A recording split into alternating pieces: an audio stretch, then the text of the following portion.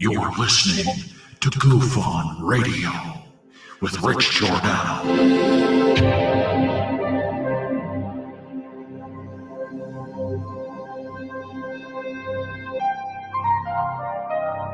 My personal belief is that there is very compelling evidence that we may not be alone. There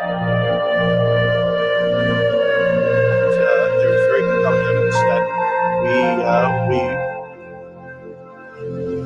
There has been and is an existing presence, an ET presence. It's not going to make a difference.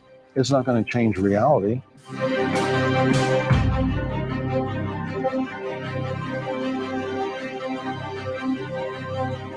I believe, as do the other folks that were on the flight, that when we visually saw it, that it was something not from this world.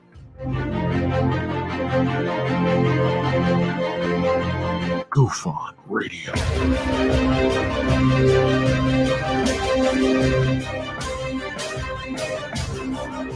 You were either in or you were either out, brother. But the cream rise to the top, oh yeah. GUFON Radio with Rich Giordano.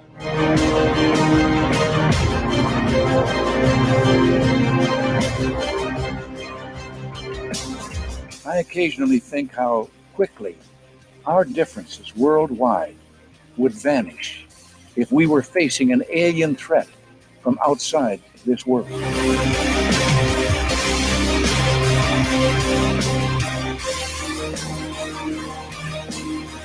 GUFON Radio. Remain seated, please. Permanecer sentados, por favor. You're listening to GUFON Radio with Rich Giordano.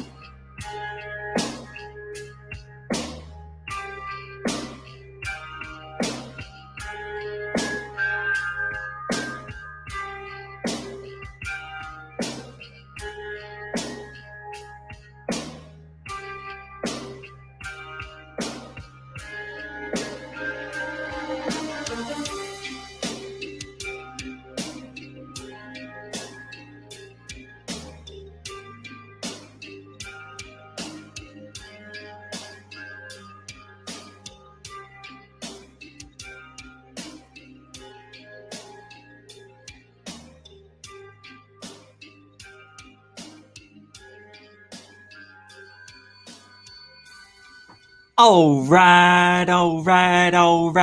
Oh, welcome to GUFON, everybody. It is Monday, July 5th, 2021. Happy to see you here. As we round off a July 4th weekend, we'd come to you live on Monday night. Surely you had the night off. Or the day. But here we are. All right. Now, tomorrow is officially Tuesday, but it's like a Monday, but it's really like a Tuesday. So don't let tomorrow bring you down. This Tuesday has a feel, and it has a feel like a Wednesday, early Wednesday. Tuesday, when you go to work, you're going to be like, Rich was right. It doesn't suck as bad as it does every other Tuesday where we don't have a holiday.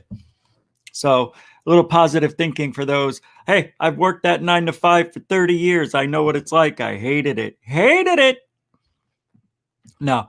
Actually, that's a lie. I worked all sorts of jobs, but I know what it's like. Maybe I may have worked 15 years in a cubicle. And those other 15 years, either driving. I can't think. I mean, working at hotels, all sorts of jobs I've had. Well, my career was supposed to be entrepreneur. That's all you're supposed to know. Didn't quite last that long. I guess it didn't. Anyway, survival of the fittest, baby. Hope you're enjoying the rest of your weekend. And I'm laughing my ass off. And I'm getting angry. And now I want revenge. I don't want revenge. I want to voice my opinion. I was thinking maybe I should open up,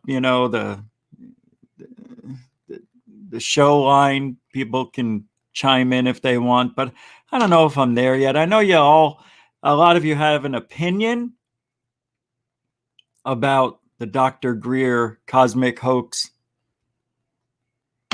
docu-movie. I personally didn't talk about it in depth yesterday. All I did was pause it 5 or 6 times throughout that documentary, talk about a few things, and then got back to the documentary, which I am very unhappy with Dr. Greer. Not that it hurt the channel, but we were told that it's, you can use it. Here, I'll even read it to you. We ask that you post this film on every social media site, YouTube channel, and other free site immediately to help us get the truth out. So as long as the film is posted in its entirety, which we did, and unedited, which we did, and on a free site like YouTube, which we did, we have Creative Commons permission to use, share, and post. Did I have a free platform? Yes. Did it hurt the channel? No. But did I get a copyright claim? Yeah. Yeah. That's not cool either. Even though it doesn't affect, because I've had a couple hundred of these things over the last couple of years. Just because, you accidentally go too many seconds over the allotted time for free use, or accidentally played music you didn't know. Yeah, stuff like that. Hey, before I had GUFON, this used to be the paranormal code, and every show had music, that you're not supposed to play on YouTube. So that's where all those claims came from early on. So I know it wasn't a big deal, but no YouTuber wants a red splotch right along their video. Nobody wants that. We want green. And we weren't going to monetize it here at all. We knew we couldn't. Okay. But the point is, they don't give me a copyright claim. Make my heart skip a beat for a second. Yeah, I don't like that. It brings attention to me, and I don't need it. I don't want that attention. But nonetheless, all right, maybe I'm being a little bit of a stickler on that, but nonetheless, it is making the UFO community a little bit, I don't know what you're thinking. I don't know how you could think. We'll go over it. I can't get into it all.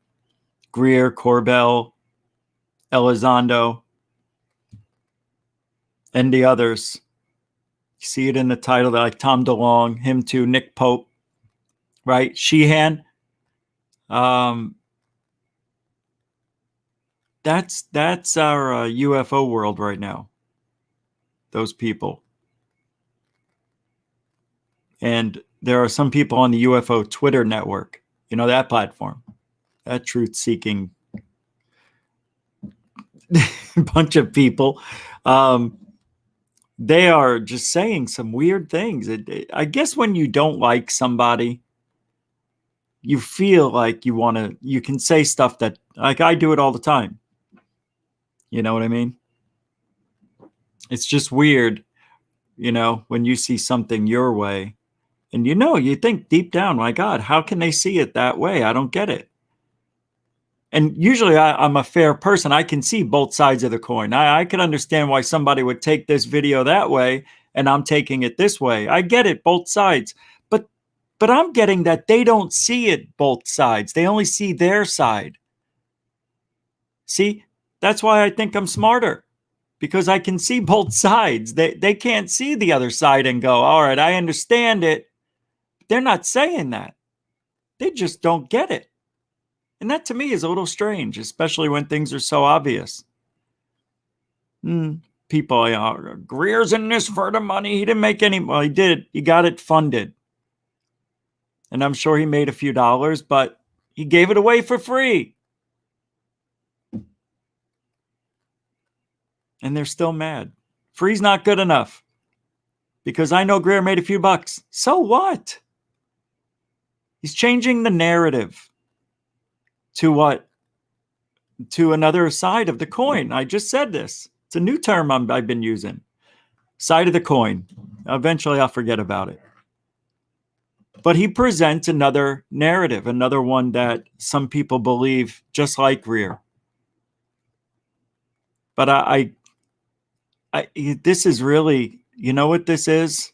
And I said it yesterday. I think this is just battle of the narratives. Who wants to be the one everybody believes? Is it childish? Is this just a bunch of hard-ons trying to be a top of the UFO world? Or are all these people telling the truth? That's a good question. I'm going to answer that now, and then we're going to do roll call. I think everybody's telling the truth.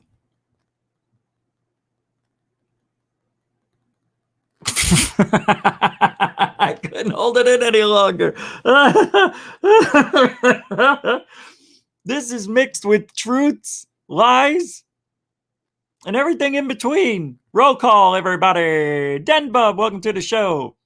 Area 503, welcome to the show. Keith, what? Kelly Lewis, you are now Keith Lewis. Hey, what's up, Kelly? Welcome to the show. Bob Mason, welcome to the show. It's like a Bob M. Welcome. Stu Garrison, are you? My eyes went nuts. Welcome to the show, Stu. Humboldt Life 707, welcome to the show. Ooh. What are you saying there in that sentence? I just want to know how a regular medical doctor supposedly fell into all of this info, or someone just handed it over to him. I don't know. I believe, dude, I've always been. No, well, dude, he's been in it for over 30 years. He's put his career on the line. And he's one of those people that's a go-getter. He knew somebody who knew somebody who asked somebody for information. That's how it starts. And that's how it started for Greer. I don't remember how it originally started, what made Greer want to get into UFOs. That I don't remember. But as far as him getting information, you just got to ask. Hey, do you know anybody in the Pentagon? That's how you do it. What do you mean? What do you want to know? What do you want? You know, they'll ask it. Why? And then, well, I'm doing this thing for ufology and disclosure, and I feel like they're hiding stuff, and I have some pretty good evidence on my end. I just want to corroborate it with somebody in the Pentagon. Oh yeah, I can get you in touch with Shimmy Sham. Yeah, Shimmy Sham works in the UFO room, but you didn't hear it from me. You know, something like that. That's how it goes down. It's not that hard. I am amazed at what Third Phase of Moon does. All they do is they just ask. That's it. It's that easy, Humboldt. I swear to you. Mario UFO. Good evening, Goofonians, for a $2 super chat. Did not get the bell ready because I wasn't expecting it. So tonight's bell. Yeah, we'll go with the traditional. It's got to be tradition tonight. Thank you, Mario UFO. $2 super chat. Goes right back into the road trip fund. Franklin Mathers, welcome to the show. Super generoso, by the way, Mario. Dorothy Lang, welcome to the show. Stuart Bodwell, welcome to the show. John Hintz, welcome to the show. Ms. Jamie, welcome to the show. Kaiser Solo 76. Welcome to the show. James Owens, welcome to the show. Felicia Flores, welcome to the show. Stu Garrison, welcome to the show. JP Bastin, welcome to the show. Chuck Bam, welcome. Show you. Tim, welcome to the show. I think I said it, but I'll say it again just in case I didn't. Eric 81872, welcome to the show. Tina Mobley. Don't forget, we have Gypsy Jewelers, which is Tina Mobley's jewelry making company. Well, she designs and makes things for you. Pretty cool. Go check it out. Links in the show description. Hey, Lean, how are you? Welcome to the show. It was hard for me. Cannabis King 420, best name in the business. Welcome to the show. Sky Allen. I don't know if I said it, but if I didn't, I'll say it again. Well, Sky Allen, welcome to the show. All right, we're almost done. Memo Type, welcome to the show. Corlan, welcome to the show. B. Baker, welcome to the show. Ooh, I know I saw you earlier. I'm just saying it now because I don't see you. Gigi Abby Lynn, welcome to the show. Hey, Ben Yorkshire, UK. UK. UK? See what I did there? Hey, did I do it? Mr. DB Cooper, 7. Welcome to the show. Misty OC Dragons, welcome to the show. Chris Corkum, welcome to the show. Paul Cargo, welcome to the show. Alien Girl, Uno. Welcome to the show. Eagle, welcome to the show. I think we're done. Yeah, we're done. That's it. If I didn't get you, I'll get you another time. You know, it's just luck of the draw, man. I can't help it. But welcome, everybody. Carmen Santiago, I saw you sneak in there. You get a lift. Teresa, you too. Teresa, Lily, both of y'all, welcome to the show. Dave Bailey as well. Welcome to the show. Red Panda, welcome to the show. My second half smarter self. Nathan Allen, Nathan Nitsky, Nathan's Hot Dogs, welcome to the show. Love Wins, welcome to the show. Stand a Man, welcome to the show. Now that's it. So this has been a little bit nutty, what I've been seeing. Now I've got a lot of show to do tonight, so let's get rolling. Not a lot of fluff tonight, kids. Not a lot of fluff. Of course, there's going to be fluff. Like I'm doing fluff now. I'm going to try to do minimum fluff show. This is the minimum fluff. Remember last night? Watch, hold on. Remember that guy? Holy shnikey, look at that head. That's like unreal. Anyway, it was still up from last night. By the way, I want to thank Lisa Marie for sending me the link to Seeing UFOs TV. I was putting Seeing UFOs without the TV. I think that's why it didn't come up. Let's see if it works today. Oh, the same thing. I'm not getting it. That's odd. I'll go back to Lisa later. But last night, we watched that cosmic hoax. I don't know what you guys thought. I didn't really ask much. I meant to, and then I forgot. I was in 25 minutes over. I was getting tired. So I thought maybe today we can talk about it a little bit. Because on the UFO Twitter world, it's confusing. I don't know, but I'm going to pull it up here. I've got a lot of stuff people said. Let me get rid of that. And then we'll talk some UFOs in the meantime. But let me pull this up. I've got so many things. It's unreal. All right, let's see what is that Grant Cameron? Yeah, we'll do that later. All right, here we go. No, I don't want that. Let's go right here, see what Acom. And this one says they are honest and nuanced on the subject. Corbell and Elizondo. That's what this person said. They're honest and nuanced on the subject, which is normal because the phenomenon is mysterious and complex. Oh, wow.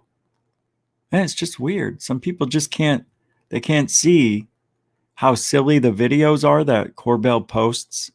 And then they want to believe that they're seeing a swarm of UFOs when there's two, if anything at all.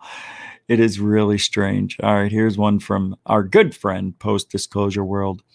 Civilization will ultimately have a conversation on whether UFO intelligence poses a threat of any kind.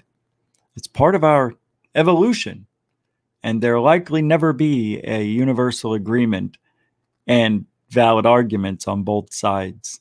To think humans will universally agree on this is laughable.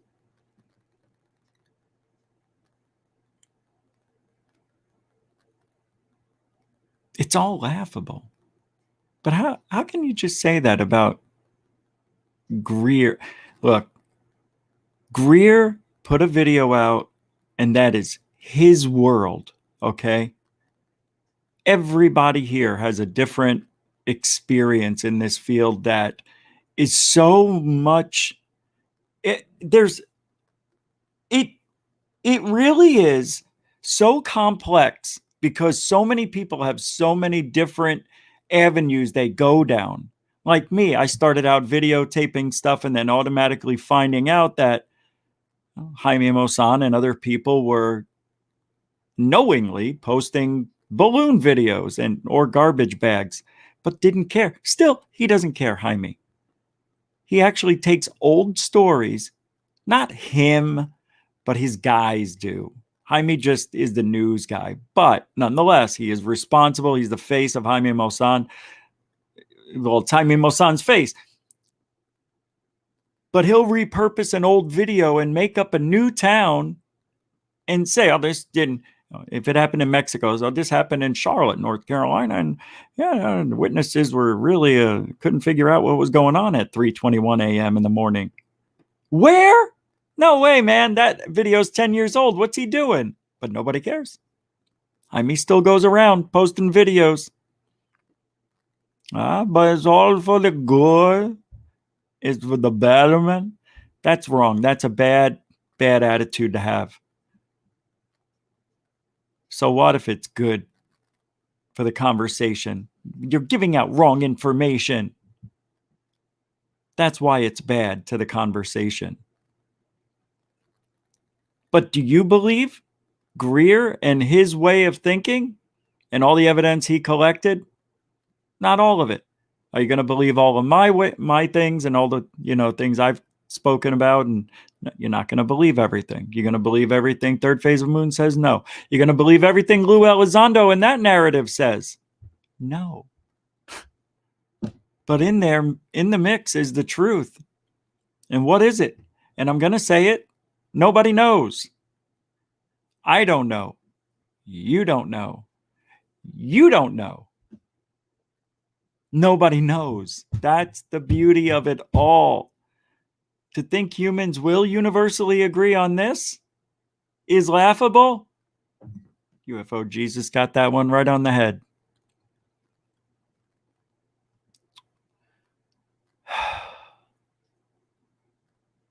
We'll come back to this one. Yeah, let's go to here. This is a good one. All right. This is an interesting comment. This has to do with the Greer documentary, Cosmic Hoax, and Expose. The Undead Gaucho says, never trust anyone that tells you they know the whole truth when it comes to this phenomenon. And that's exactly what Dr. Greer is doing. No.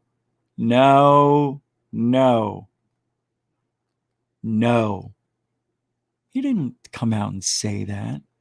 He said, the people who have been lying to you are these people.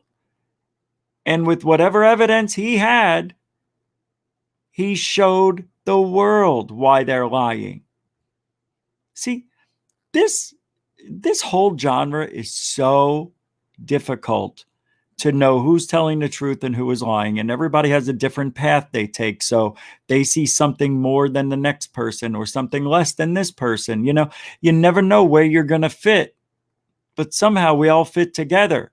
But everybody's wrong and everybody's right. Because nobody can verify things. Look, I'm doing this. Jesus hands didn't even know it until the end. I want you to believe me. See, psychologically, I was doing it. That's weird. Didn't do it on purpose, though. Wouldn't be prudent. Very weird. This whole genre. Seriously, you have to just take everything with a grain of salt, except for here. Very frustrating world. I don't know why I'm in it. I really don't know. I don't know what I'm doing here. No, I know what I'm doing. No, I really don't know what I'm doing. I know what I'm doing, but I don't know why I'm doing it. And just so everybody knows, because I'm getting many, many messages now. Rich, the hurricane there yet? Yeah, come on. Is it here? You going to be safe? Yeah. I don't think anybody listens to me.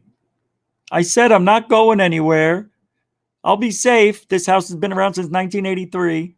So no hurricane has ever taken it out yet. Now, I appreciate it, guys. We are now starting to get the outer bands heading into, I can hear the rain outside. It's coming down. Anywhere between the first time I heard it was anywhere between 1 to 3 inches of rain. Now it's 6 to 12 inches. All right. 1 to 6, 6 to 12. So 1 to 12. That's so ridiculous. Yeah, anywhere between sunshine and rain. That's what we got. That's your forecast. sunshine and rain. Anyway, it's coming, and I am very excited because I will be in my first adult hurricane. I've been in a hurricane when I was 10 years old before we moved, and that was cool. 65-mile-an-hour winds flying over Staten Island, New York. I was holding on to the tree out front, went out the next morning after I fell asleep. Tree was bent. Hey, post-disclosure world, if that's you. Yeah. Didn't I just read one of your tweets, coincidentally? Yeah. That's weird. Didn't even know you were here. And I agreed with you.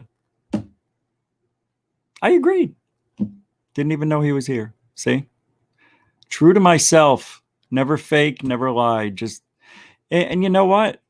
That's the best thing I tell everybody. The truth is stranger than fiction. It doesn't get any weirder than the truth. That's all you need to do. The truth will suffice. Why people lie all the time is beyond me. I really don't get it. I really don't. And that's why I don't really know, or I don't know. My instincts are telling me Lou Elizondo may have a narrative that he's told to follow, but put it in your own words type of deal. Even though every time he says the same things, I say the same things. We all do, because it's our narrative. So, you can't, it's really difficult, this field. I don't like it when I have a few days to think things over. And because then I find out that, well, maybe I was wrong. It's not a good pill to swallow. But interesting that I agreed with, I have been agreeing with Post-Disclosure World's comments, more or less. Let's see. Here's a tweet. I mean, usually we don't do tweets here, but I'm going to do it, this one, because it doesn't have anything to do with Dr. Greer. But Gene Michael says, becoming more and more convinced that there's more than a coincidental correlation between Skinwalker Ranch and the phenomena, and that the classified version of the UAPTF report reflects that. Oh, I see what he's saying now. He should have said probably reflects that. He acts like he knows what the classified version says. See, and I replied incorrectly. I'll have to fix that. Between Skinwalker Ranch and the phenomena. We've talked about that. That, in a way, makes sense. Don't you think these aliens come and go? And I know this is so cliche because that's what we do. Like, they have certain doors they go through. Or do they have the ability, if they're dimension jumping, to open the door where they're at and just go into that dimension? I would think it would be the latter, that part. But Skinwalker Ranch may be a hub, or as some people say, a vortex to another dimension, another realm, perhaps. I don't know. It's a good theory. And I do think that the phenomena we are seeing, well, I'm not anymore, but the phenomena of UFOs, even abductions, if you want to go there, may be part of Skinwalker Ranch somehow. Because what if Skinwalker Ranch... I just thought of something. I talked about this yesterday. I don't remember where. I think it was in Discord. I'm not sure. I was looking at somebody's comment, and somebody, I think maybe on the show, I don't remember. But is it possible that what they see at Skinwalker Ranch is, now I'm not going to say demons, but possibly, this is hard to explain. How do I explain it? Like the culture that the Skinwalker Ranch started from. Weren't they the indigenous people, for lack of a better term, the Indians? Right? Wasn't that in their... No? Not part of their folklore? I thought it was. And that the Skinwalker changed shapeshifter. Yes. And sometimes it looked like a wolf or something. That comes from that culture. And in Japan, they see these strange looking, I guess you could say they look like something that would be built in Japan UFO. You know, it looks like the way they build their homes, they're putting it on the UFO. So they see things that are similar to their culture. So are UFOs a part of the culture, or the UFOs make themselves part of their culture so they're more accepted or more trusted? That would be weird at Skinwalker. You know, we're talking UFOs now and start talking about shape-shifting creatures and stuff like that. But they have seen UFOs, strange things at Skinwalker Ranch. Now, if Bigelow can show us the 7 years of data that he supposedly got while he was down there, that would be nice. But I think we all know the answer to that question. There was no evidence of significance to share with the public. That's what happened. And now we have, what's the guy's name over there now? Who bought the Skinwalker Ranch? What is his name? I can't even remember. I know I was doing what's his name? I can't remember the name. Anyway, he's really trying to get evidence out to the public, but when he posted those pictures last year, it was just awful from that, who is it? Brandon Fugel. Thank you, Moose. Sieg Fugel. He's got all the money. He's got the power. Sieg Fugel. Come on, man. That's not funny. You guys and your sensitivity. Look, don't post something that looks like a balloon or balloons and tell me it's raining. All right, that's all I'm saying. That's all I'm saying. So I want to go to a part in the film last night. Yeah, here it is. I want to go to this part. It started over. Hold on. Tell me what Werner von Braun. It's Werner von Braun. Yeah. I think I might let some of you guys in tonight talk about this with me. I think I want to hear what you guys have to say. So I'm going to do that here in a few minutes. said. It didn't surprise me because I had previously. Werner von Braun said what? You've got the end of day scenario, the cards. You got the asteroid card, which I kept telling you never happened. And then it's supposed to be the alien, false flag alien invasion, supposed to happen right after the asteroid hits the Earth, which never happened, which won't happen because what Werner von Braun said about the asteroid was that we had the power with the weapons to push it away. Never happened. Talked about, hypothesized, but never once fact. And that's where we're at here. Greer's talking about his deathbed confession that the false flag alien invasion is going to be a fake invasion. They met with a number of people in the defense industry and in the intelligence community. You can't have one without the other. So if the asteroid didn't hit or didn't get deflected, or maybe we don't know about it, well, we should know about it, but man, maybe it never did happen. Oh. What if they kept us all inside during the COVID-19? You know? Maybe they kept us inside while they were deflecting that thing? Huh? Nah, come on. I was outside every night. Who had already told I would have me seen that it. there was such a plan and that it could be actuated at any moment. And that was one of the long-term agendas was keep the technologies away so we can maintain our industrial base of fossil fuel and all this. When we're ready to pull the trigger on releasing this information, spin it in the... Oh, you know, what am I doing? I can't play this. I'll get a copyright strike. Not a strike, a claim. I can't play it. I'm so stupid. Well, I don't really monetize the videos that much. Half of them. I'm not going to play this anymore. All right. Here's what I'm going to do. For 20 to 30 minutes, I am inviting you to join the show.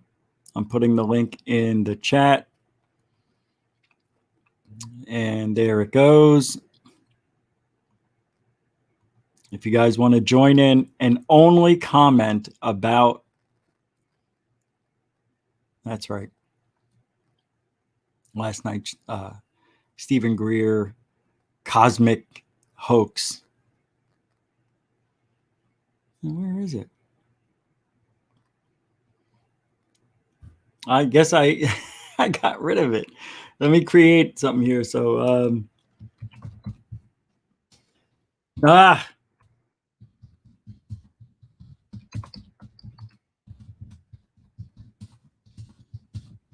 all right. Usually I have all this stuff prepared. I thought I had it already. I must have gotten rid of it.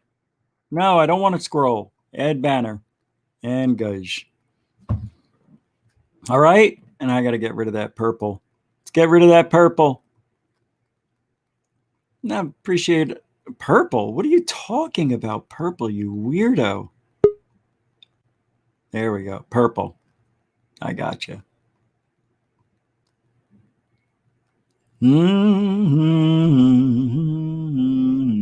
3, 2, and good. Manny from Area 503. Welcome to GUFON. What's up? What's up, Rich? What's up out there, everybody? Thanks for chiming in. So I know you watched it. I know you were in the chat and you have some opinions about it. So where do we start? So I watched most of your show last night that you did on the review, and then I went and watched the whole cosmic hoax for myself right after that. And I'm glad that I got a chance to just kind of watch it and focus on it. You know, there's a lot in there, and Dr. Greer has kind of just wrapped it all in a nice, neat package. And I kind of feel like it was a counter move to all this kind of packaging of the other side of the narrative that's been going on by the mass media, Elizondo, all those people, you know, Corbell and Knapp and that whole team. So I'm really glad that it was said, you know, but I do have to say this, you know, there's a lot of people have been kind of clinging on little things that he said in the documentary and saying, oh, well, he means this, you know, like he's saying that, you know, abductions aren't real, or he doesn't believe in them or whatever, you know, you know, and I kind of listened to that and I didn't really pick that up from what he was saying. I thought maybe he was thinking that this was another one of those things that human beings capitalize on, that they get a hold of this phenomenon and twist to their own, you know, devices by staging these sort of things, you know. And I'm not speaking for Dr. Greer, obviously, but that's kind of what I think, you know, that at some point, you know, like some kind of spy or CIA type got a hold of a story about an alien abduction and thought, how can we turn this into a psyop? You know, how can we turn this into something? How can we use this to socially engineer people? You know, how can we use this? And so maybe that's what he was referring to there, you know, but, you know, a good 98% of what he said is stuff that I've been rattling my saber and ringing the bell about since day one when I met or first came across, you know, TTSA and all that. And, you know, Lou Elizondo, and saw that first press release. I was just like, man, this guy's full of crap. They're up to something. I don't know what it is. And it took me years to put it all together. But, you know, it turns out he knew, you know, he kind of knew all along and had been saying it. He had been warning us since, you know, 2001. This kind of thing's going to happen. He didn't know how they were going to do it, but now he finds himself in the midst of it and says, oh my God, this is it. They're doing it, you know? So it might not look anything like what we all thought, the false flag attack. It might be a more of a narrative-based attack, a story-based type thing, and not a physical representation of a UFO or anything like that. But, you know, I went through and took a bunch of notes, and I don't know if I'm going to make a review video about, you know, this, or if I'm just going to keep talking Dr. Greer's film. I thought I might, because I made so many notes about it, but maybe I'll just keep them and I'll you know, we'll talk about them on live streams and stuff. But, you know, there were some good points in there, and there was just a few things that I thought, man, you can't back that up. Maybe you shouldn't be saying that type of stuff. It's, you're crossing into the realm of opinions and speculation and perception, and he's kind of guilty of doing what the other side's been doing, and that's just getting onto these big name platforms and then just saying whatever the heck they want with no accountability. You know what I mean? Like Corbell and Elizondo will go on there and say, we got this and it means that. And there's no journalistic accountability where people are holding them to task and saying, well, can you prove that? Can you verify that?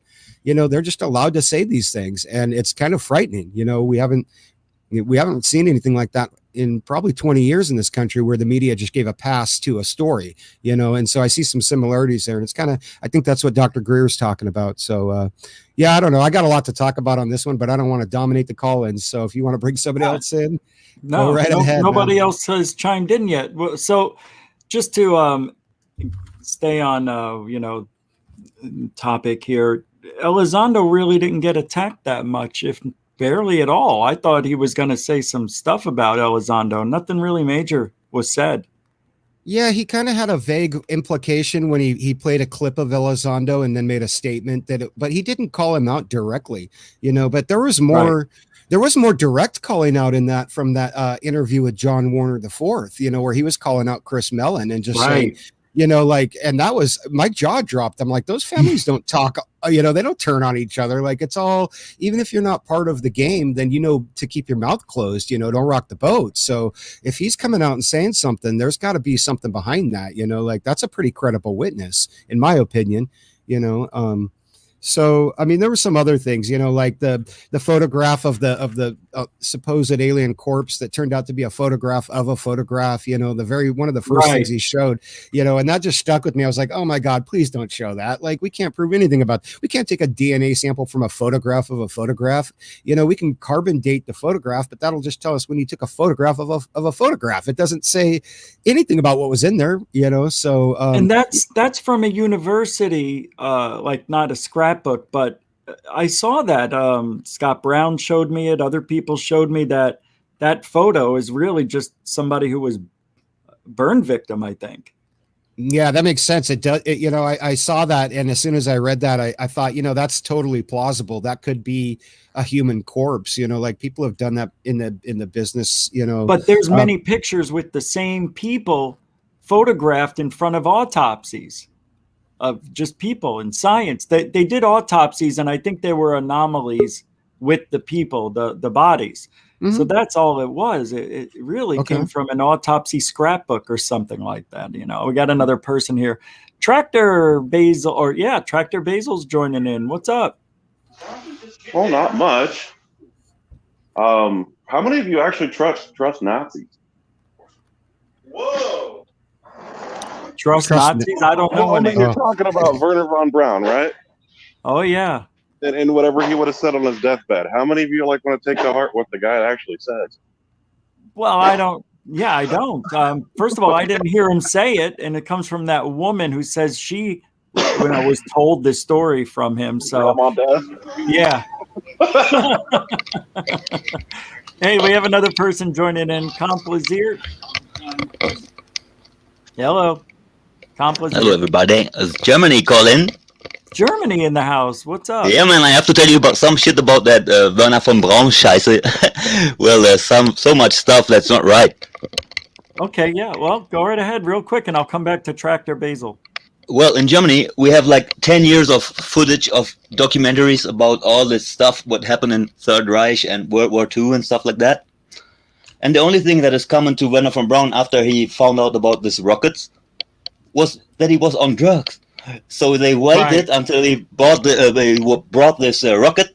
Afterwards, they gave them the drug he wanted, and afterwards, this whole weird shit that Dr. Stephen Greer might want to say is right talks about. He never before he started to reach that rocket kind of play, never talked about stuff like this. I have documentaries in Germany for the whole last 10 years.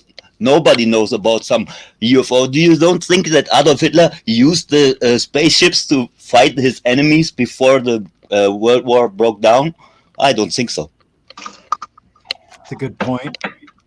Tractor, you want to There's chime no in on evidence. that? Nobody in Germany talks about stuff like that. Angela Merkel never talks about UFOs or some crafts from Adolf Hitler. Nobody in Germany, and some people really enjoy talking about ufology. Nobody is really thinking or concerning that there were flying discs from Adolf Hitler that really worked, or that they came to Russia or to the United States so they can produce those. No way, man. That's just my German perspective in the middle of the morning, man. I have to work later on, you know? This is why. Tractor Basil, what do you think? You were going to say something on this? Well, man, I don't know if it's good, but at least somebody's going to say that these people are using drugs. I mean, that was kind of obvious. Well, yeah. Nobody came up with the strange things while he was away from sleep, and he never talked about that while he was working on those rockets that finally flew to moon. There are no rockets on Mars from Werner von Braun. Only in his thoughts, baby, when he was on what? Drugs. Cocaine. I mean, maybe some stuff like that. A lot of yayo back then. The guy would be nuts. Nah, and one thing I want to mention from the German visitor side of the story, where is Lou Elizondo and Stephen Greer get some money out of some TV shows and then they wait until they support all the evidence that they have? But first of all, you have to go to what that's called Gaia shit, or the other thing I don't even can reach from Germany is Fox News or Fox Television. All costs money. Then they come out with some stories that somebody already blah blah blah 100 years ago. No way, man. And on another thing, I just watch this French guy who has some evidence. Yeah. He talked better English in the old videos. Now he's more like a French guy who is not able to speak as good as I am speaking American English. He's like way out there. He always claims some stuff about some secret material he holds in his hands. And they will continue until you pay all your dollars, euros, or whatever, yen on those stories. There never will come out something else. This is what I really enjoy. GUFON Rich and Jeremy from Alien Scientists. There is some debrief, but nobody will tell you about that. And last thing that I out, that guy that is like on this new show who was supposed to be like one of those pilots that tell you everything about the UFOs. They came all around every day, every night. Man, this guy is working. If you look for what the guys called Truth Seekers, we watch them in Germany too. They found him on the website from this, what is it company called? It's so hilarious. But hey, stay true, GUFON Rich. I really enjoy you. I would recommend all the German guys I know that you're the number one. And right next that, below that, beneath that, and right next to that is Jeremy. So now I'm out. Word. Thank you. Thanks, Hey, man, I'd like to see some of that German footage that you have on Werner von Braun. I'm very curious about that because I know that his story has been highly rewritten, so to speak, and to make him more of a hero than everybody probably thinks. And I'd be real curious to get some straight information from an average person on the ground instead of a media source for once. Absolutely, that would be the best. That's what we want.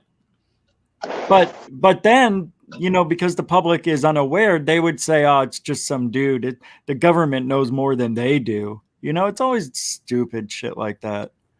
Nobody really believes us in the general public except us. That's how I feel. It's my personal opinion, but I don't know. Yeah, I said it in my review, man. They should open up some of that stuff. If they think it's unidentified, some of this footage that the DOD has, some of the sensor information, why don't they just declassify it? Let us take a look. Let us take a peek. We can ID that stuff. If you want something identified. They know. They know what it is. Yeah, just let Blake and Brent play it on Third Phase of Moon, and they'll have. You'll find out, dude. Like if they 24 hours. Yeah, like everyone will be on that stuff and be like, hey, what is this? Let's find out what it is. And so I got to think that they really don't want it ID'd, man. They want to keep it in the dark, they know what. Yeah. So, yes, I don't want to forget what I'm about to say. I'm trying to jump in. I'm sorry. I normally don't do that.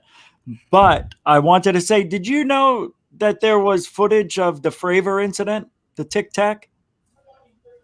No, I've never actually heard that. Lou Elizondo just said that the other day I was going to play the clip from the show. It doesn't surprise me, though, because they said, remember, that people showed up to confiscate a bunch of stuff. And radar data they were supposed to get from two different places.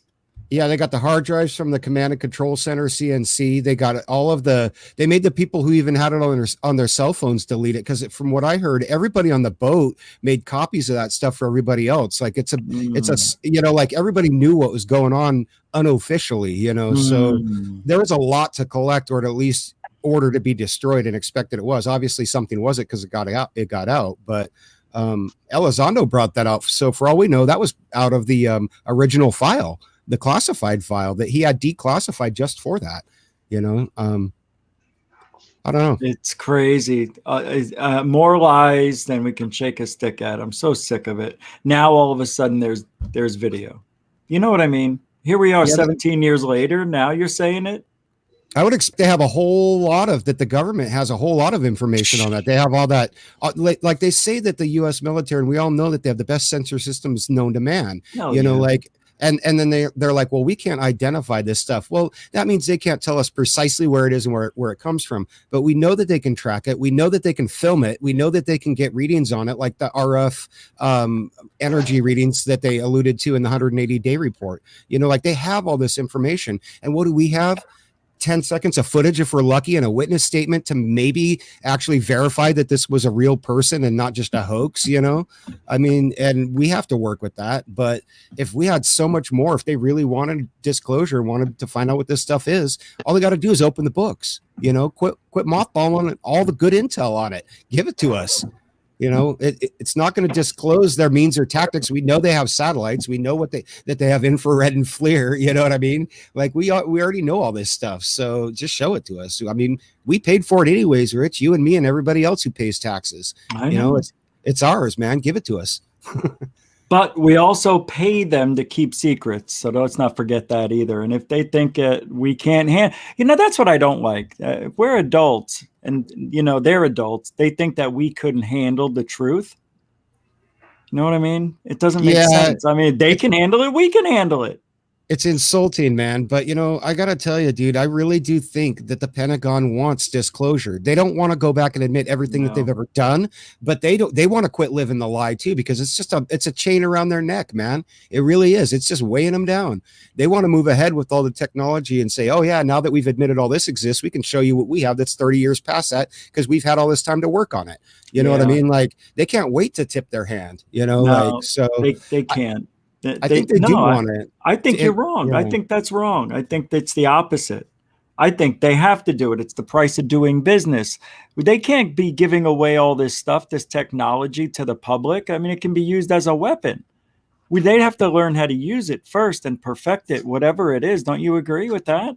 Well, yeah, but we know you can weaponize anything from a dollar bill to social media. I mean, it's going to happen. Like it's, I know, but not at Mach. They said the same thing. They said the same thing about the RSA encryption when they developed it here in the 90s. They were like, we can't export the super high end encryption to the rest of the world. We will only allow you to export to it was all divided by our allies and things like that. They weaponized RSA encryption, like they're going to weaponize it all and hold it over people. That's just what they do. But, and I think that's why I agree with what the alien scientist is trying to do, where he's trying to make this stuff public and release it to the public and say, I'm going to do this all publicly and give it to everyone and say, here's the technology, you guys can, there's no reason to lie about it anymore. Everybody has it. And, it's kind of like a gun. If you assume your neighbor has one, yes, he could shoot you, but you've got a gun too, right? You don't want to just walk up and shoot someone or pull your gun out and start shooting if everybody's got a gun or a nuke or an aircraft carrier. But I mean, I respect what you're saying, but I don't see it that way for some reason. I think it's too dangerous. I think if it gets in the wrong hands, to send a bomb to, New York in 30 seconds or a minute, I mean, that's pretty weird. That would be unbelievable if we could do that, attach a bomb to a Tic Tac and just send it away. I don't know, man. Whatever technology they have, and I don't think they've got it 100% figured out. But if they get to that point, they can't give it out to the public. Like, what would they give us? A hoverboard, cars that fly? I don't get it. There's not much to it. But also, let's not forget, they can't give us free energy because there's so much. And I hate the term fossil fuels, but oil and gas. They want to deplete as much as they can and make money off of that, which I think they could do if there was free energy involved. But anyway, I don't think they could undercut those people. That's so much money. And that's the thing, dude. It's about money, because those institutions are going to throw every dime that they have in order to keep from dying, and that's what they've been doing. I mean, it's just that simple. They're gonna, if they look at losing everything, if they do nothing, then they're going to spend every dollar they have on lobbying, on donating to PACs, on just straight up dirty politics if they have to, because it's survival. It is literal survival. And that's because they pigeonholed themselves into economies like oil economies, instead of saying, hey, we're an energy economy, we're an energy business. That's what they should have been doing all along, instead of trying to rely on something else and say, whatever the current energy fad is, that's what we're going to be doing. And they're starting to, a lot of them are, they're changing, and they're saying, hey, there's a company here, electric company in Texas called Visiv, that's working on some wireless transmission, some Tesla stuff. They're doing some other things that people are thinking outside the box, but we should have been there 40, 50 years ago. I know. It's 2021, come on. There's now going to be a space race, or a race to Mars, that's what everybody's doing. So in the 50s, they were getting ready to release something with the gravity, like defying gravity. And I don't know what it was. Me and Third Phase of Moon were talking about it yesterday, and I can't remember it, but there was so this type of technology was going to be released in the 50s. And then there was something that put the kibosh on it all. I just can't remember. You don't remember that? It's true. Yeah, I'd like to see some documents about that, because it sounds true to me. It sounds like something that could definitely happen. Like in the 50s, I can imagine the American culture and them trying to disclose alien life and all the things that we talk about today. But it's 2021, 1950s, a pretty big jump culture in the culture growth of America, in a lot of ways. And so I think the excuse, though, of just like it's for our own good is just played out, man. It's time for them to just rip the damn Band-Aid off and say whatever it's going to do, it's going to do. And it needs to be water under the bridge, because now the cost is really more than the benefit, for anyone other than those few people who have the secrets and want to keep them secret, so. We couldn't handle COVID. I don't know. I'm still hearing this conversation. I've listened to all of this, but I'm thinking we as humanity couldn't handle COVID. I mean, so I really don't think that really it all needs to be just thrown out like that. I mean, because if it's because we have technology, are they still here? Are we still communicating with them? Because we couldn't take orders from presidents. Or I guess a president. But that's a real good point, dude. There is the whole. What's the world going to do? I mean, because times are different from the 50s and 40s, but the communication, as far as on a social network, we can all go somewhere right now and, with our pitchforks. Well, I got to say this, dude. I kind of feel like COVID and the disclosure debate have both been politicized intentionally.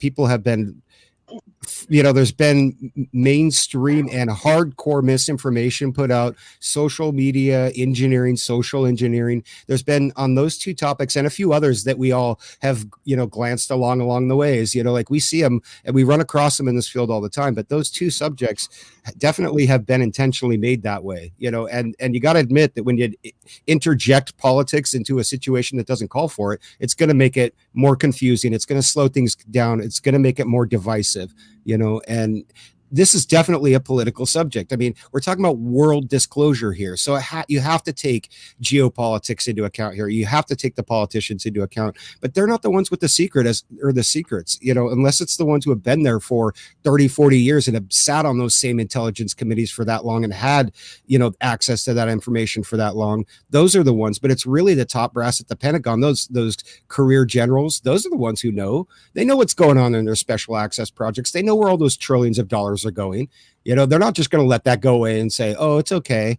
They trust me, that's what it's all about, is money in those institutions. So I gotta think that they know what's going on over there too at the Pentagon. And but I'm glad you brought up the politics thing. I'm sorry I kind of shifted gears there, but the politics thing, in ufology is big, and that's where the divide comes that we see nowadays, where it's like, if you're not with us, you're them, or you're left, or you're right, or you're red, or you're blue. You're a Lou hater, or you're a Greer hater.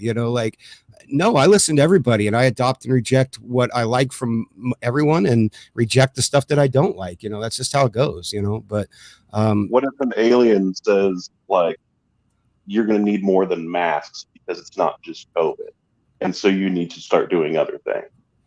That is an alien race telling you to do things. I mean, you can't handle a president. I mean, can't handle a governor.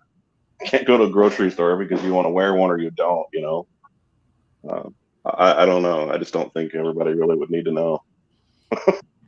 Well, a lot of people think it was a test. This whole got to stay inside on how we would, yeah. Well, some of the illusionists said that there had to be 10% or something like that. Oh God, there was somebody. I thought, where did I hear that? Some guy. If 10% of the people are doing it, then it's a collective. People would need to be, gotten rid of before they would come back. I thought that was saying the that had that, but that might have been some guy crap too. It could have been. It's not bad. I mean, it's something to at least listen to. Yeah, I mean, I know. Like even if 10% of it's true, that's wild. You know? I know. Yeah, I know, right? You gotta listen to it. No, people think that I don't get into all this weird stuff that you know I do, but I just have a hard time believing it. It's funny. But I also brought up yesterday Tomorrow War, the movie that just came out, you know, on Prime. Mm-hmm. That was pretty interesting because I don't want to. I'm about to ruin the movie for everybody and tell the ending again. So if you want to leave, now's the time. Come back in 2 minutes. But they found out that the cause of the problem came from within the Earth, from a crashed UFO 30,000 years ago, and the ice covered it. Now that the ice was melting, in 30 years, in 2051, they found their way to the surface and they eat people, you know, and everything else. Oh, that's straight out of X-Files, didn't they? But that's kind of interesting because we just found out that, you know, Lou and everybody else is saying, for all we know, they're from this Earth. They're from here. We just can't see them for whatever reason. We don't have technology to talk to them. Do we also walk through them? Possibly. I know they see them stuff, but I mean, there's the whole still. I mean, am I bumping into alien couches every now and then? I know. Maybe that's why some people like their objects move in their house, because it's the same house in a different dimension, but somehow it overlapped for that 1 second, and they open their door, open your door. Yeah. I don't know. It's ridiculously stupid. I don't believe that, because in the Greer documentary, he said, is it possible that when we released the nukes, that we made more damage in another dimension than our own? So by doing the atomic bomb tests, we interrupted other dimensions and made a beacon of ourselves. And then they showed up a month later. The aliens did. Called the sun, though. I mean, yeah, but why didn't they show up the next day or an hour later? Why did the aliens wait a month and then show up? I got a problem with that whole thing because nuclear weapons are just like they're tiny little suns, and you know, really, if you can travel the stars, that type of energy is no threat to you because you're harnessing energy that's far superior. You know, like it's like saying starting a grass fire half a mile away from your nuclear reactor it's not really the same thing. You know, like they're both energy sources, but one's a threat and one's not. You know, like but as far as that goes, you know, I thought that maybe. You know, and this gets into kind of spirituality, but I feel like if there's like a connection between life and the universe, maybe it wasn't the testing of the nukes, but maybe it was the deployment of them against a mass amount of life at once, like at Hiroshima and Nagasaki. Maybe that's what got their attention, because there are still nuclear tests going on to this day, all kinds of nasty ones under the water. Yeah. You know, the only ones that I think they actually outlawed were stratospheric tests after the one outside of Hawaii that shut down the island for a day or two with the EMP. You know, like they don't do those in the stratosphere anymore, but they still do them underwater and under dirt and stuff like that. And so if that was disrupting any sort of fabric of the universe, I think they would still be coming and telling us, hey, stop that. But we haven't used them on any sort of population centers since Hiroshima and Nagasaki, and maybe that's what they stopped and said, no, you can't do that. You can't exterminate massive amounts of life all at once. You know, like maybe it was like, and again, we're talking spirituality, but maybe it is something like in Star Wars where like Obi-Wan senses a disturbance in the Force, you know, like when Alderaan was destroyed, he's like, it's like a bunch of people screaming out at once, you know, like maybe it is something like that, you know, and somebody showed up and was like, hey, you guys can't do that. You know, you got 100 years to figure it out, or we'll figure it out for you, you know, but You know, I mean, we're just talking speculation here and just kind of out there ideas, but I kind of think it might be something like that as opposed to them being directly linked to our nukes. Because, you know, we have nuclear reactors, we have nuclear subs, we have nuclear aircraft carriers. You know, Russia's got a barge, it's got a nuclear reactor on it that they can roll up to a town that needs power and roll cables out and supply them power. You know, like, I mean, we use nukes all the time and it doesn't disrupt anything, but mass genocide, that might, you know, like that might get some attention. So I don't know, just a thought, something to think about. How they know the difference between that and a meteor, though? No, that's a good question. Here hits the world, you know. Are they going to pay attention to that? Maybe it's some sort of, telepathic, like you just sense something, you know, empathy. If you've got telepathy, you might have empathy. You might be able to sense things like that. We're not in tune with all that stuff, or maybe we will be someday. I'm not sure. You know, those are real good questions. It's just, and I'm glad that you asked them, because I like to poke holes in this and say, hey, well, how can we attack this from different angles and try to figure something out? But, yeah. Yes, I do understand. You know, I like this. Zach Diecast Mansour. He says, I don't understand what you guys are talking about. Actually, I know very well what they're talking about. The thing is, I don't believe it. That's the whole thing. I don't believe that there's this consciousness that can be reached 1 billion light years away or 1 million miles away. I just don't believe in it. And it doesn't mean it doesn't exist. But I think what we perceive as, that kind of stuff is intuition. It's our brain over a lifetime figuring out the best course of action for us. It's the odds. It's a numbers game. You know, if you're focusing on the paranormal, maybe you'll see something that's paranormal that you wouldn't have noticed if you were into sports all your life or crocheting. You know, you make things happen, I think, because you want them to happen. And I think it's just whatever you're geared to. Your brain sees things differently. I don't know. Does that make sense? Yeah, it makes sense to me, man. Definitely. You know, like if you're more in tune and you're open to see something, you just might, you know. But the chances of things happening are, you know, the longer you live, the more you're going to see weird stuff, because the odds of it happening increase the longer you live. So you may have never been in a 100-year storm because you're only 8 years old, but maybe 50 years later, you could be in the worst storm you've ever seen in 100 years. It's the same thing with anything. It just may not happen in your lifetime, or you may not experience something.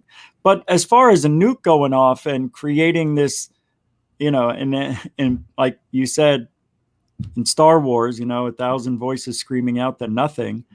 I don't know. I mean, you know how many species are out there? I think there's tons of them out there all across the galaxy. So I don't know. Meteors are hitting planets all the time, or asteroids are. I don't know.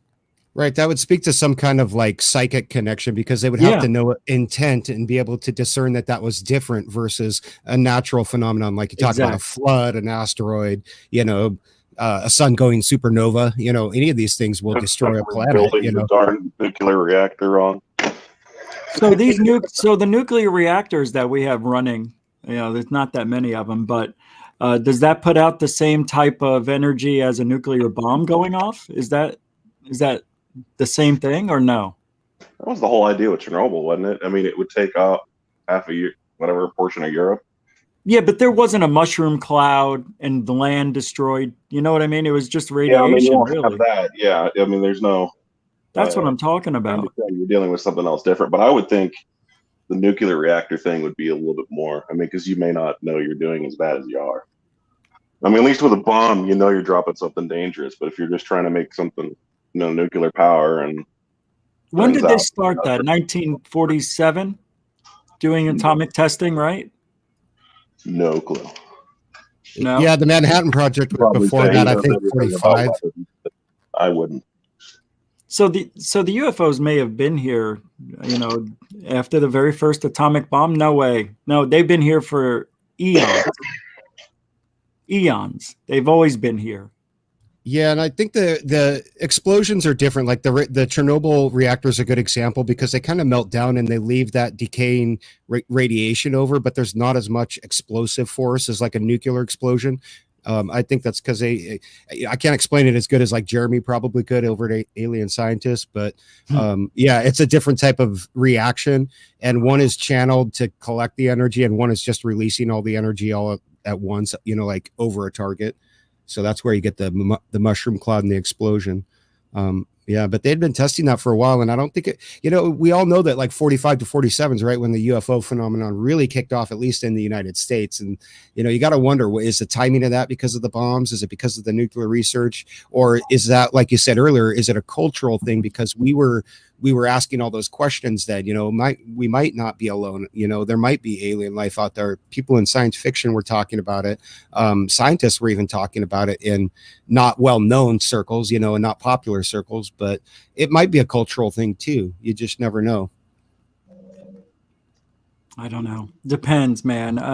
We haven't been around that long, but if there's species out there that are 1 million years older, 1 billion years older, 5 billion years older, man, I don't know. We don't care about the atomic bomb. Yeah. Or maybe they need to because it's a dimension buster. It's a dimension buster. I don't know, man. Stephen Greer said that. What else did he talk about on that documentary? Exo-racism. Oh, right. Yeah, that was another one. Let's not talk about that. Yeah, we don't need to talk about that here because I don't want to get in trouble. Hey, let's talk about, like, he said something about the media too, about how, and he kind of confused, he was talking about the media and he showed like Fox News and CNN, but then he also showed movies like Independence Day and Stargate, you know, and I'm thinking, like there's been plenty of movies out there where aliens are not out to just kill us and maim us. There's some that are comedies, there's some like the old Jeff Bridges Starman and E.T. and things like that, there's some really old classic stuff out there that shows that, but that was just ignored. And so that was another one of the points that I just kind of disagreed with them on. I'm like, media is just like anything else that we talked about, and it can be used as a weapon, in these different regards. So maybe that's what's happened here. People are just kind of seeing what they want with that. But what do you think? Many of the movies we're always being attacked by the alien. There's so many more movies we're being attacked than there are where they're nice and friendly. Yeah, that's true. We don't see him showing up and helping us out like in First Contact, Star Trek very often, or just being friendly, so I understand that. And if you haven't seen Tomorrow War, I think that is almost exactly what it could be happening here. Maybe they are from under the earth. I hope it's not the bug things. That's only no. But I wonder, it makes you wonder though if like Atlantis is still active, if people like survivors just stayed underwater. You never know. I'll have to look up the title, but there's an older Dean Koontz book that talks about like kind of a secluded rural American town and there's some weird things going on there. And what it turns out that there's an ancient alien that's living in a ship underneath the town and has been there for thousands of years, but he only wakes up every so often to basically feed off of psychic energy and is like causing these weird things to happen and people to try to like there's people are doing strange things and hurting each other and stuff and they can't figure out why, but he's feeding off of their energy. And it's just such a weird far out there book that when I first read it as a teenager I was like, this is crazy, but now older on, I'm like, maybe it's not so crazy, like maybe this is right. Something like that could happen, like maybe it has happened. And how could you even identify a life form that had a lifespan of like 10,000 years, but slept for 1,000 years at a time? Like we wouldn't even know what it looked like, even if until we bumped into it, What does Greer think? Oh, go ahead. I'm sorry. I thought you were going to. Oh, no, go ahead. I was going to go on another point. No, go ahead. I was gonna say that the same thing kind of is true with these asteroids and stuff. And the more that I learn about our solar system and things like the NeoCam and things like that are looking out for near Earth objects that might hit the Earth and what planetary defense looks like on a global level, like what all the countries are contributing. And I've learned that there's a lot of these things out there, but if something's got an orbit of like 1,000 years, we're never going to see it until the first time it comes around because we haven't been documenting things that long. We can only see a limited amount of stuff around us. And then I thought, kind of the same thing about an alien life form. Well, if their lifespan is so much greater than ours, they might not show up in 47 and then in 2047, like 100 years later. That might be nothing to them. Maybe they just went out and had a snack and came back. What I mean? Like, yeah, but for us, that's a huge amount of time. That's generations, So we might be looking at something like that coming up here too. Maybe that's where there's a big sudden rush. Maybe they know it's coming, and institutions like the Pentagon and the Vatican and other places are trying to say, hey, we got to get ourselves wrapped up in this. We got to be a part of this, or it's going to leave us behind.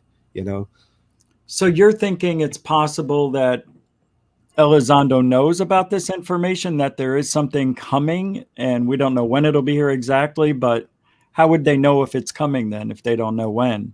I don't think Elizondo knows anything. I think that he's straight up working for those people who he says that he's working for, those defense contractor companies that hire ex-military folks as contractors and then sell them back to the Pentagon. I think that's exactly who he's working for. And who's Corbell working for? Him. Corbell. Yeah, no, he's the guy's just like, oh my God, it's my 15 minutes. Finally, I went up from 25,000 Twitter followers to 60,000. Great. That's all he cares about, dude. He's just letting himself be used, like Corbell is. He's just that, and his heart might even be in the right place. I think he believes it, that he's doing the right thing here, but they don't need him. Why would they need him? There's a million people out there like him. I know, right. But how could he look at those videos and say, oh, yeah, they're going to love this. This is definitely UFOs, when they don't look anything like you would want a UFO video to look like. They look like airplanes. I'm so I don't know. I don't know how he could think it, man. There's no way he's that stupid. Or is he? He must be, he followed Knapp's lead and got them authenticated by the Pentagon, and that got him in the doors that he needed to be in. They pulled some strings and all that.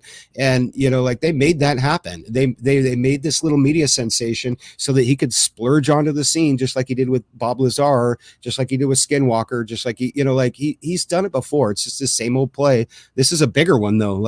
He's actually getting used now, I think. He can't be trusted. I mean, if you were a part of something like that, would you trust him with that information? No, you just drip feed him what he needs to know and then tell him whatever he needs to know to do what you want him to do, which is what Elizondo's perfect at. Corbell is slightly more important, I think, or as intelligent, I should say, than Blink 182. What's his name again? DeLong. I think he's just slightly dumber than DeLong. Slightly. 2-3 points.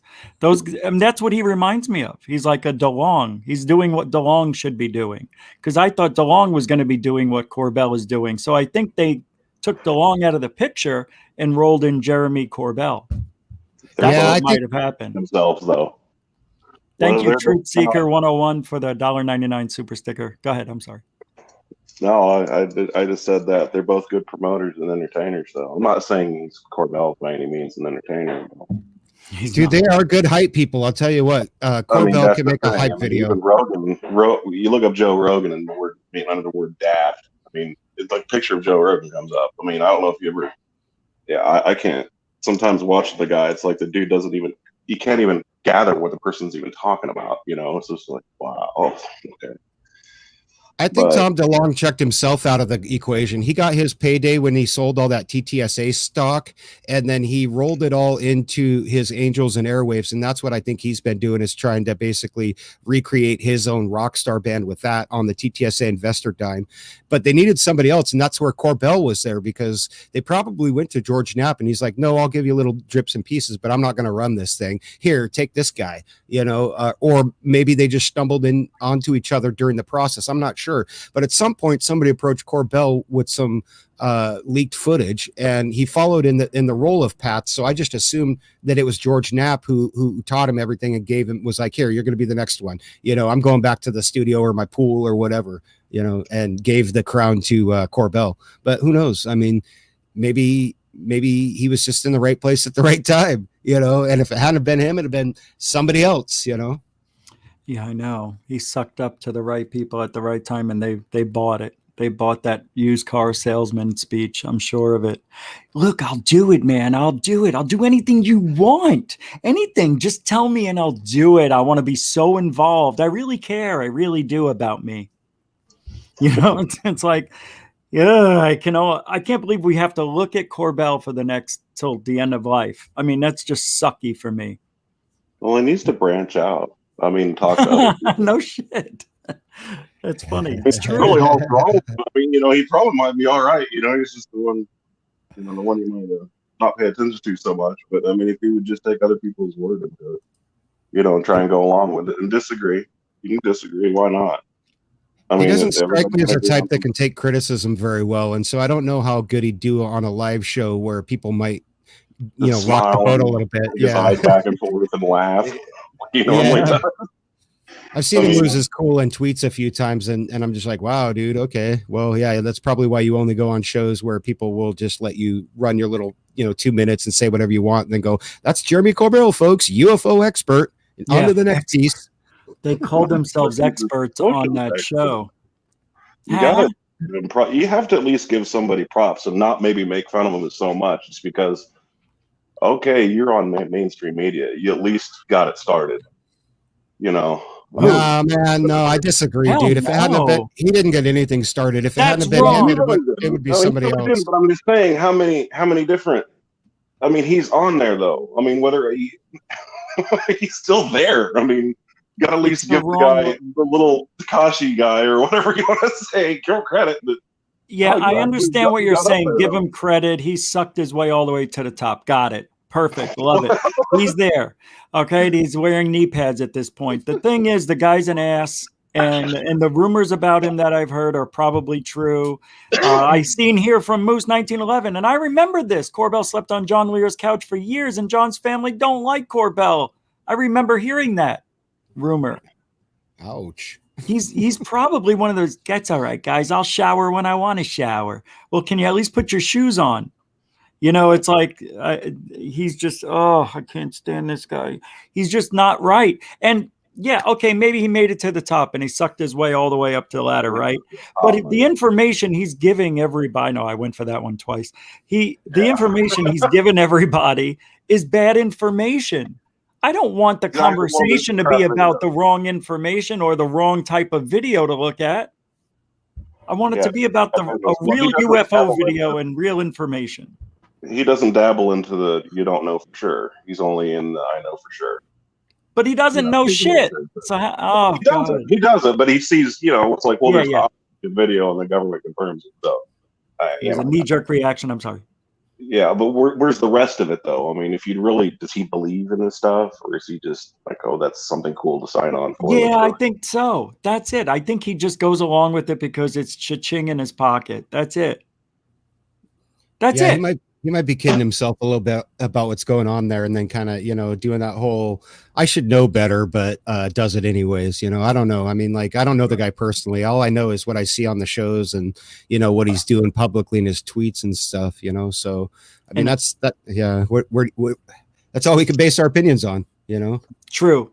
But you could also go by the way he acted when we called him, when Third Phase of Moon called him, and how he acted, other things. I mean, this guy was born, from what I heard, with the silver spoon in his mouth. So for him sleeping on Lear's couch, that's awfully strange. Maybe his parents kicked him out. I don't know. Oh, my phone dropped out.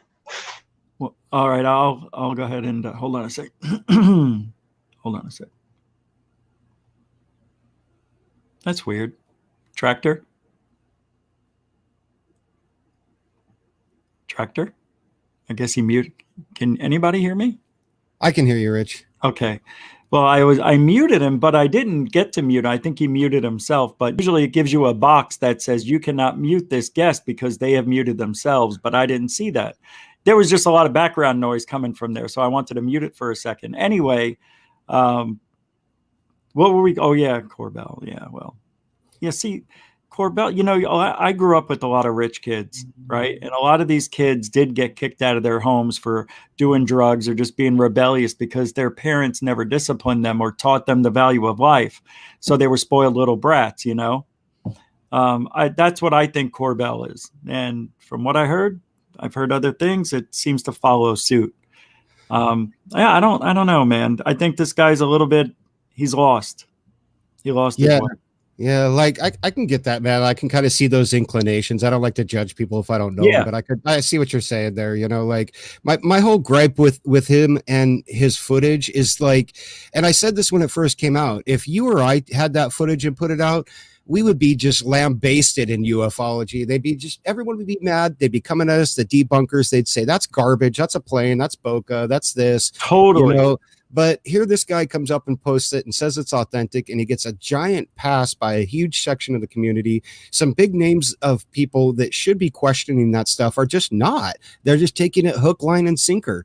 And that's scary. I'm like, I've said a few times, I'm like, Stan Friedman's rolling in his grave right now, man. That guy debunked a document over a frickin' period on a date, and that's the thoroughness that he would go to verify things, and it seems like certain elements of the field have just kind of forgotten that the number one rule is trust, but verify everything, because if you don't, somebody else will behind you. And if you're wrong, it's your ass, so I don't know. I've got, as far as I'm concerned, you've got more credibility than Corbell has. I have more credibility, and all of the people that we associate with that look at UFOs has more credibility, because we do stand behind our footage. We will say, yes, this is what I believe that I have. This is what I don't believe that I have.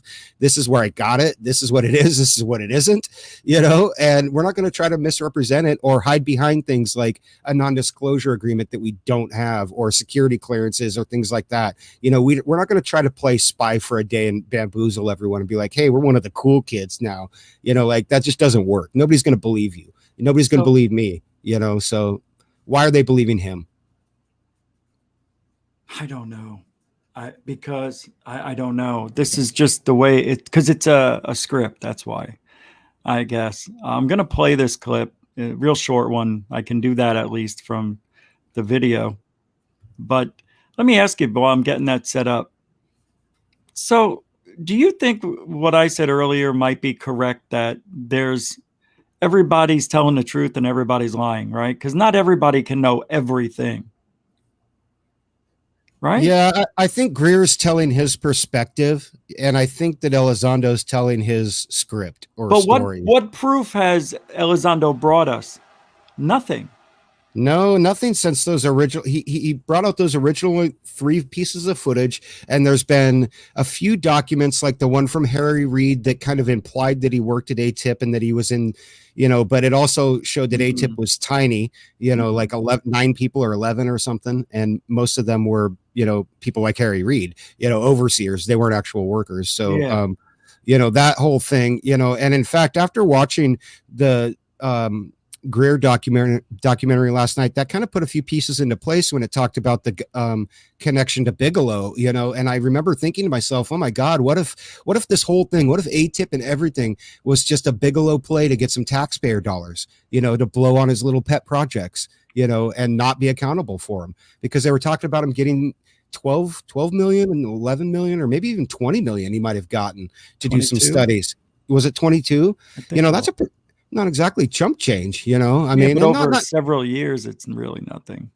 Yeah, and we know that Bigelow's got money, but you know how the rich like to make other people pay for their toys and their I do pet projects and things. So I don't know. It's just a thought that I had when I heard that. I was like, God, that might be it. What if this whole thing is just that simple? And other people have gotten on board, like the private military defense industry, like those people are like, hey, we see an opportunity here to make a play and get some more cheddar. Like it might just be that people are capitalizing on this situation. Like we talked about earlier, how people can capitalize and weaponize just about anything. I mean, we didn't get along with COVID, but a lot of people capitalized on it and made ahead. A lot of people did get ahead, during that and made some money. So it wasn't exactly a backward step for everyone. Is that just human nature? Is it in our nature to just, if we see an opportunity, to seize it?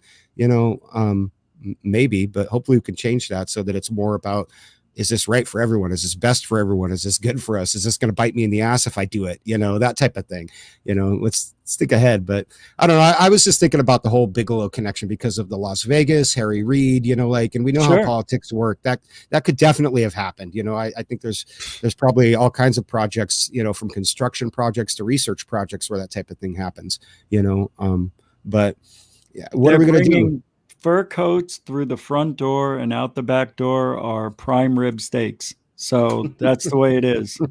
The old Goodfellas routine. Yeah, I knew exactly what you're talking about. The tiki lounge. As soon as you said that, I was like, it might just be that basic, man. And then when they're done, they're just going to burn the whole thing down and walk away. Yeah. I mean, who knows? All right. I want to play this short clip here. I think it's the right clip, but let's see what he says. Revealed in a 2007 interview. He said, I just got this down from upstairs, meaning the Secretary of Defense's office today, and he said, this is a memo that describes how we're going to take out 7 countries in 5 years, starting with Iraq and then Syria, Lebanon, Libya, Somalia, Sudan, and finishing off Iran. I said, is it classified? He said, yes, sir. I said, well, don't show it to me. Yeah, of course. So what he was saying in that, right? Well, didn't they want to destroy those countries to do the false flag on the land that they take over? I think they even talked a little bit later about staging a false flag second coming of Christ attack. And like, was it somewhere in Latin America? I don't remember exactly where, but yeah, they were talking about that, you know, and when I heard that, my jaw just dropped. I'm like, oh God, man, what are they going to do to us? You know, like whatever they want. Yeah, and tell us whatever they want and say it's in our own best interest and then tell the media to repeat it, and they will, you know, like, but, you know, I'm not forgetting what happened in 2001, and so I'm really suspicious when they tell us to believe something, and as the more that they tell us to believe it, the more I'm just like, hey, why are you trying to sell this so much? Hey, there's Warner himself, man. Yeah, I think right here's something I wanted to play too. Here we go, but good timing. Brown talked to me about this faked extraterrestrial, he called it a faked alien invasion that was being planned. I saw on a board a list of countries against whom we were going to build space-based weapons.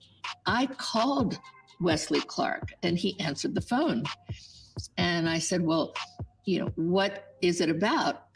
And he said, well, I asked that question. What is it about? And the guy at the desk said, I don't know.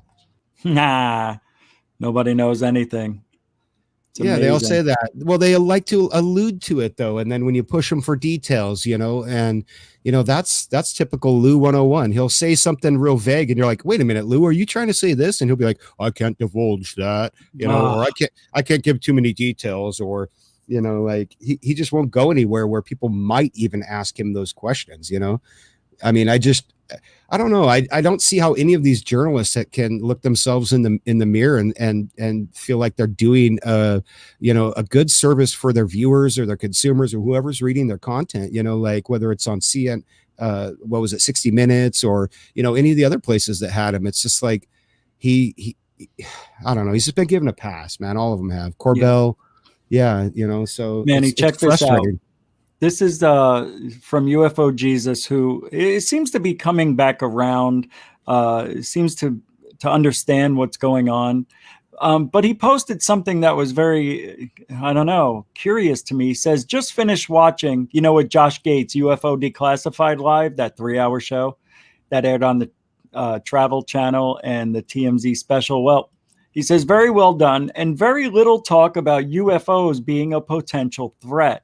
Right. They didn't talk too much about it being a threat. Then he says the whole, quote, they are building up to a big threat narrative, unquote, is over the top alarmism and unfounded, in my opinion.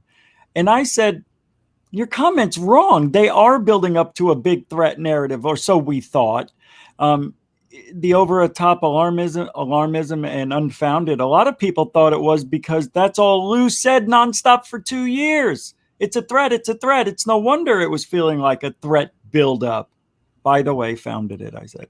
Yeah, so how could you not say that? How could he say that? That makes no sense to me when all we hear is it's a threat. It's a threat. It's weird how people hear what they want to hear. Yeah, I was just going to say that sometimes people just kind of see what they want to see and hear what they want to hear, because I'm really surprised just on the heels of the 180-day report that he would say that. You know, like if you even took the time to read the report, you would see that they're clearly painting a threat narrative. They put it in big, bold outline letters. It's like UFOs pose a threat to aviation security and to national security, possibly.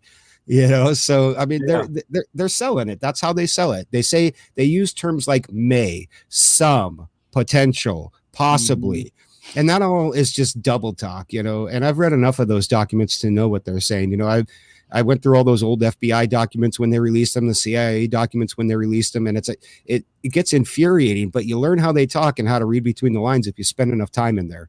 And when I saw this 180-day report, I was just like, this is all double talk. It's all straight from the top to the bottom,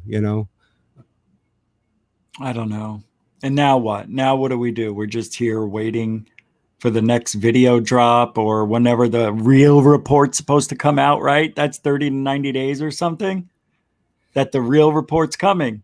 Yeah, but that'll be a classified version as well. We'll never see or an unclassified. I'm sorry. It won't be it'll be the same kind of thing. And we got to understand that, Congress did get a classified version. We don't know anything about it. We don't know how deep it was. We don't know how many cases it involved. And we have to, that's the nature of our representative government, is that we're supposed to trust that those people are representing our interests, the overseers, right? I mean, that's the foundation of our country, so there's sorry, go ahead. So we have to trust them to make those decisions. Otherwise, the system's broke, but I would feel a little bit better personally if they gave us more information and didn't just sign off on a report that we all know is complete bull from top to bottom. That 180-day report was nothing about disclosure. It was all about painting a picture. I said in my review that I felt like we had asked the Pentagon to tell us what they know about UFOs, and they completely sidestepped the answer and managed to turn it into a panhandling event while they were there in order to beg us for more money. And that's really what it was. That's what that 180-day report was.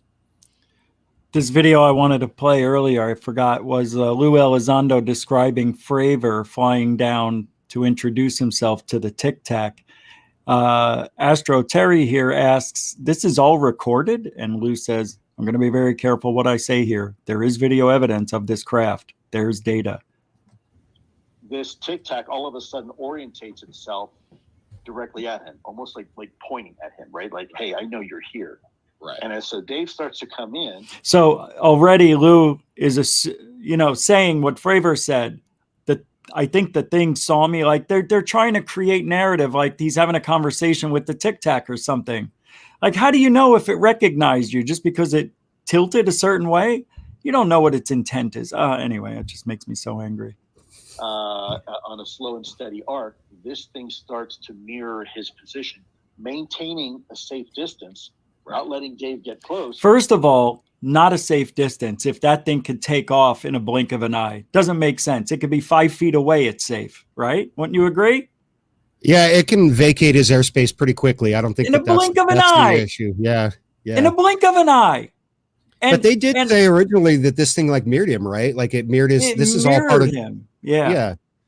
So it's not. This isn't any new story here. We all knew about this. No, but I think the guy asks if there's video evidence of it. That's what's important about this. Aware of the presence of U.S. military aircraft and it's being controlled intelligently by someone or something. Right. And as Dave comes in, he kind of loses his patience. Him and the Wizard. They said, you know what? Screw it. I'm just going to go ahead and cut this in half. I'm just going to come straight in at it and see what happens. They have tapes running. This is all recorded. There is. Yeah. See, he's got to think of the answer. If he was telling the truth, he would have the answer on the ready. That's why he's lying. It's narrative. Fuck yeah, I'm right.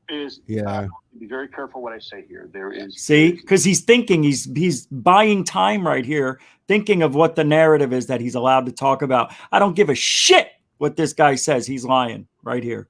Video evidence of this craft. And the way he put his head down, like he doesn't want you to see him. He feels like this is too much pressure right now. There's data. So he cuts in and comes in, and as he starts to close the gap, this thing just boom disappears. Exactly what I said it should do.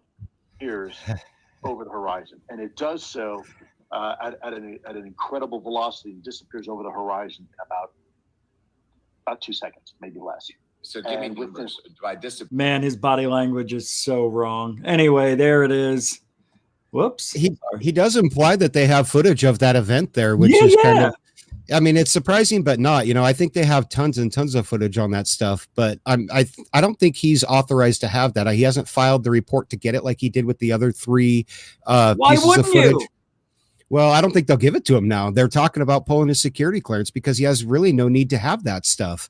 When he first filed those reports, there was a point in time, I think it was a 30-day span where he actually quit the Pentagon, and then 30 days later he was on the stage with TTSA. So it was during that window of time that he filed those reports to get those 3 pieces of footage, and they may have thought that he was doing some work for a contractor because he called them drones. He didn't say that these were UFOs. He wrote right on there, this is unclassified drone footage. It says right on there on the document that George Knapp put out. Yeah.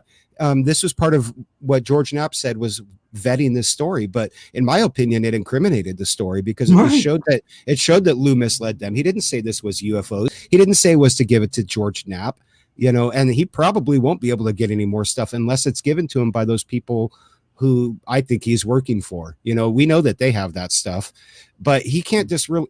And that I said this in my live stream, I think after the show about the 180-day report. Is it a coincidence that they chose the Nimitz encounter in November to start their reporting date from? Is that a coincidence that that's a piece of footage that Lou Elizondo came out with, or was that the earliest recorded UFO sighting that he had access to working with ATIP? And so they're saying, hey, we're going to divulge everything that you already know about Lou, that we're going to preemptively get out in front of you and say, we're going to disclose everything that you had access to in this 180-day report. And therefore you can't mess with us anymore, and so play nice, or we'll take away your security clearance and you won't even get to have that little cushy job. You might have to actually go get a day job like you claim, and, shovel a ditch or flip a burger. But I don't know, man.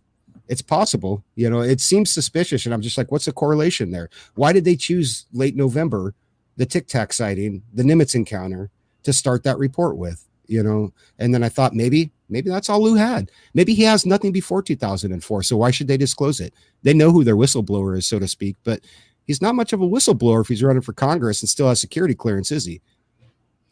I don't, because, why do start in 2004? Maybe they don't want to go back too far, or this is really a significant encounter that should have come to light a long time ago and people wanted to talk about it.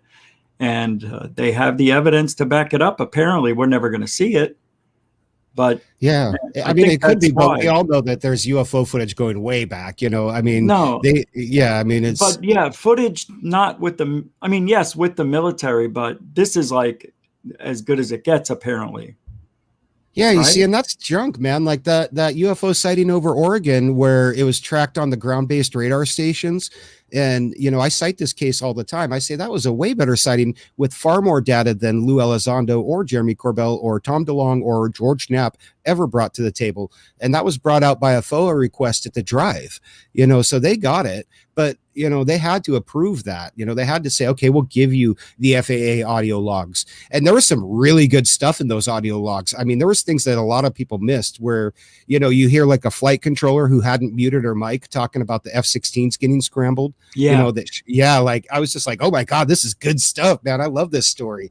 There was good data there. We saw the UFO jump on the ground-based radar, but they didn't give us all the other stuff. We didn't get all the NORAD stuff. We didn't get anything that the F-16s may or may not have gotten because we have to assume that they didn't find anything. What if they did find something and they just buried it like the Nimitz encounter? That's always a possibility, because the official record is F-16 showed up and there was nothing in the area.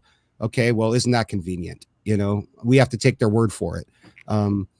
There's nothing to show one way or the other than the report. So we have to go with what we have, that's what happened. But, it is possible that something else happened, that they did encounter something, that there was a report.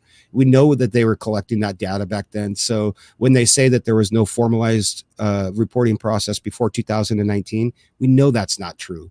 We know that people showed up on the Nimitz to collect stuff, we just know that it's just not true, man. So I don't know. You see, now I heard that story about the gentleman who got off the helicopter and came and they went into the, took the data, that never happened, according to Fravor. Well, according to Fravor said he would have known about it, and he doesn't know about it. I don't know, because I heard from Gary Voorhees that it did, and from other people that it did happen. So, I mean, there's conflicting stories, and I get that. You ask 5 people to watch the same movie, they'll give you 5 different interpretations of it. But you think you would know if the MIB or whatever, some, special intelligence service showed up to get your data, you think you'd know. And I know that Fravor's been one of the ones who said that, well, no, that never happened, or I would know about it. But other people have. So, I mean, I don't know. There's kind of a conflict there. We do know though that they do scramble fighters for stealth modesy intruders. That happens. Yeah. If a stealth aircraft is coming up and not responding to radio hails and things like that, they're going to scramble fighters. And so it seems asinine to try to sell us on that they don't follow up with those reports if something's encountered or not.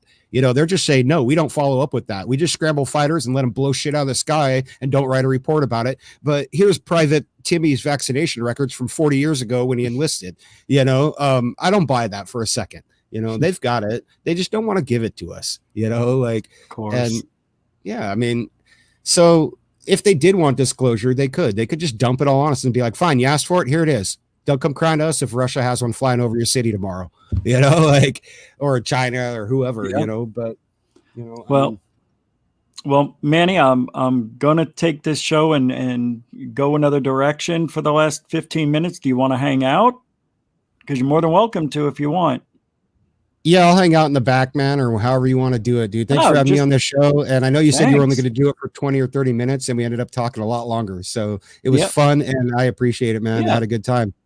So I may, if you want to chime in on some things, I'll keep the mic open. You know the rules here. So, it'll be great to have you here. I just wanted to talk about a few things before we go, since we spent a lot of time on this, the last 2 days. But thank you so much for hanging out. It really did help. And to everybody else who chimed in, Tractor Basil, and who was the other person? I can't remember. Oh, Freaking Deschnoit. Who was that guy? Leakenfrock? Yeah, the guy who had the Werner von Braun files. Yeah, the German. Yeah. We'll call him the German. No, thank you very much, everybody. All right, so I wanted to let you guys in on what the studio is going to look like when I'm done. So I'm going to show you guys a photo of it real quick here, because this is exactly what I want to do. Did I show you earlier today, Manny? No, I don't think I did. No, I didn't get to see it. Oh, sorry. I didn't know you were chilling already. Oh, I muted my mic and didn't realize I had muted it. Sorry about that. I'm looking for it. Here we go. So let me blow this up a little bit. So I'm trying, not this one, Rich. God, I hate when I do that. This one. So this is an idea that I'm stealing from this picture because it looks like something I could easily do. And here it is in 3, 2, go. There, that's what I want to do to it. And, maybe a little lower on the ground, I don't know. But, I have a wall that's about this wide, but it's actually a window in front of me. But I'm going to cover the window up. And then these walls, I could easily do that. And the ceiling. So I don't know. I guess that's how rooms are made. That's the one I liked. And that's the one I'm going to go with. So I'm going to try to emulate this in the best I can. And that's that. And then there'll be track lighting, because, definitely have mood lighting. It won't be bright like this. It'll be a studio. Anyway, that's that. Wanted to show you guys that because that's what we're going to. I bought those tiles today, 96 of them. I know I'll have some left over, so I'm going to put them around the house. I don't know what I'm doing. Maybe I won't. I don't know. I have a nice big area where I could move and make like a bitchin' sound studio, but there's no cable there. Like I don't want to be Wi-Fi. So I wish I could move it where I want to, but I can't. But anyway, moving on. I do have some things I did want to talk about or show you. And hold on, let me see, because this show went a different route than I didn't expect I was going to take everybody tonight. I wasn't really going to do it. And then I'm like, no, you know what? I better do it. I want to hear what you guys have to say. Told him to stand. Anyway, I'm not going to do that.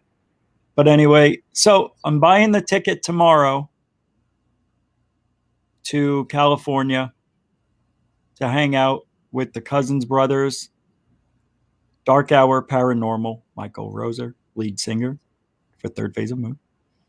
And hopefully, I think Dr. J Radio Live will be down there because he lives out there. I am pretty sure I'll be interviewing people that you wouldn't expect me to be interviewing. The things that Third Phase of Moon has in store for us, the way we're going to do our shows, I'm still doing the show. It'll just be a little different for a week. But I think you'll like it. Matter of fact, I know you will. So I don't want to divulge all that information and give it away so it can be exciting and new. But let me tell you something. I'm excited. Like I can't. It's all I'm thinking about. So it's less than 2 weeks away, and I'm buying the ticket tomorrow. 100%. I will prove it on the show. I will show everybody. Redacted, of course, but I'm very excited about this. Yeah. How am I? Oh, I guess if they send me an email. Yeah, verification. All right, hold on. I think I have one video I wanted to show you. All right. This has nothing to do with UFOs. I didn't know where I was going to be tonight, but take a look at cuteness. This is nature at its finest. Just because I wanted to show cuteness.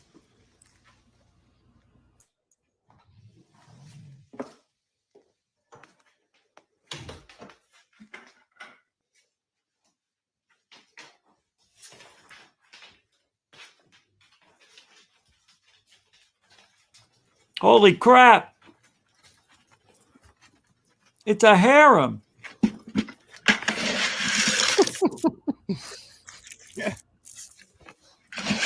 How cool. That is just the most beautiful thing I've seen in a long time. I can't believe it. How we kill those things. I don't know, man. I'm just not a hunter, I guess. Pretty cool. I thought that was fun. I thought I'd show that to you. I do have a lot of stuff that I was going to show you tonight, but we'll do that tomorrow night. Yeah. Manny, thank you very much for hanging out. Yeah, absolutely, man. I've had a good time. And again, to everyone out in the chat, thanks for hanging out with us and joining the conversation. Totally. Manny, where can we find you on at Area 503 on YouTube? Yeah, I'm on YouTube at Area 503 and also Twitter at Real Area 503, which is where you get some of my more direct conversation, but I'm kind of active on both nowadays. So that's a good place. But yeah, all my video content's on YouTube and over on Odyssey also. I've been on there for a while. When it was library, I got signed up on there. It's an alternative YouTube platform with a very small market base, but it's also linked to a cryptocurrency, which is kind of interesting. So here's your channel, the video you did yesterday. You were going over a lot of the live stuff. stream. Yeah, I did afterwards. I was talking about a bunch of different things. UAP clearly posed a safety of flight issue. Yeah, this is all good stuff. This is a 4-hour what are you doing? So that's Howard the Dancing Alien, and I revived him from he hit his internet peak about 2010, but I put him to some dance music that I made. So I made some little videos, alien dance videos, and that's what we're playing in the background. And I'll put those up on my channel at some point, the actual dance videos. Yeah. Yeah, Mr. IR Film and Bubbles 78. What is this? Is it a broadcast? What is it? What is it? Oh, look at this. Because Stephen Greer basically just called him out in a lot of ways and said a lot of the things about him that I have said, which is that he seems to be working in operation on the public, and you guys got to go to Area 503 and check him out. Thanks for hanging out tonight, Manny. Good stuff. Thank you for helping out everybody else. I'm going to head on out of here, Manny. If you want to hang out, you can. But I'm going to put you in the waiting room. Off to the bad boy lounge. I'm out of here, guys. See you later. All right. See ya. Thank you very much, man. That's Manny, Area 503. Thank you very much. And tomorrow night we'll be back, of course, live, 10 Eastern, 7 Pacific. Where is everything? Where'd it go? Is this it? That's not it. It is it. Yeah, my bad. Thank you, everybody, for hanging out tonight. I want to thank the moderators and the super chatters for your time and your support. Thank you very much for helping GUFON stay afloat and running smoothly. Thank you very, very much from the bottom of my heart. Oh shit! Was there? I think there was. I'll have to go over it tomorrow. Let me see. Was there anything new? Hold on. I'm not getting the. Oh, I believe we got $20 from Rebecca. Thank you very much, Rebecca. Mucho generoso to PayPal. So you can help support GUFON on PayPal, Patreon, and all those other places. The links are in the description and on the homepage of GUFON. Thank you very much to the newcomers and the veterans alike. All I ask is for 5 to 15 minutes. Give me your time. If you like the show, you come back, you subscribe, you thumbs up, and you share it. And come back next time. Contribute in the chat room. Makes everything happy and fun for the algorithm. And we'll be back tomorrow. I'm Rich Giordano. If you ain't looking up, you ain't looking out for ufology. Good night, everybody.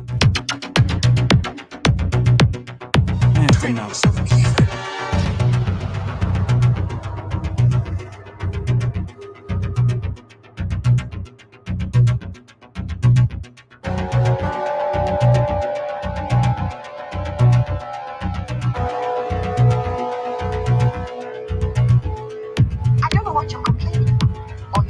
Go to sleep. I'm not asking you to come with me. I would dare. I know you would.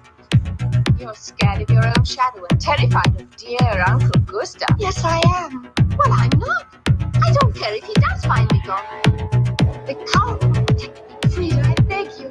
Think about what you're doing. Everyone says he's a wicked man. What about it? Who wants to be good if being good is singing hymns and praying all day long? He's doing what's best for us, I'm sure. It might be best for you. It's not for me. I'm going, and you might as well stop arguing about it. And I warn you, if you dare tell on me, Frida, you know I wouldn't do that. I'm just telling you. You know what will happen if you do. Stop it, you're hurting me, not